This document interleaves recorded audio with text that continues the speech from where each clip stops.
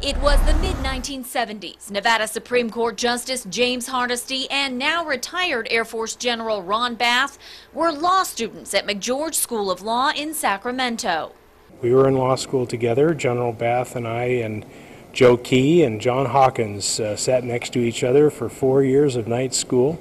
This picture shows Bath in his unusual law school uniform. He was McGeorge's janitor when he wasn't in class or flying for the Air Force, or when he, Hardesty, and other Northern Nevada students weren't commuting from Reno to get to class.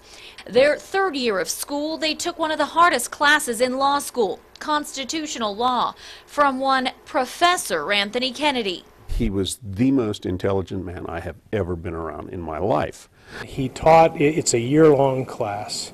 He taught every session of that class without a single book, notes, or a piece of paper. The two men say even then they knew Kennedy was destined for greatness. When Ninth Circuit Court Judge Charles Merrill of Reno assumed senior judge status in October of 1974, Kennedy saw his future on the Ninth Circuit bench. But there was one problem. The unwritten rule is that if you are a judge from a specific state, that state will always replace you. And Kennedy was from California, so he tapped his Nevada law students for help.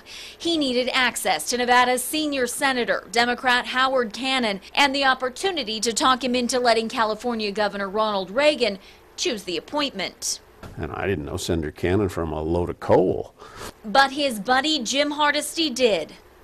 My father and I were friends with the Cannon family. Goes back years. So one afternoon, they sat around the dean's conference table. Jim Hardesty put this call through, and the senator takes his call. How many U.S. senators will take a guy's call cold?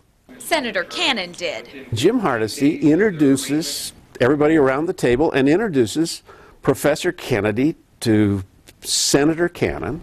And the rest is history. At the end of that call, Cannon told the men sitting around that conference table in Sacramento that he would agree to allow Governor Reagan to recommend Professor Kennedy.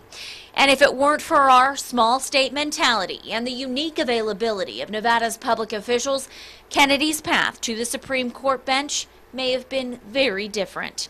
Karen Griffin, News 4.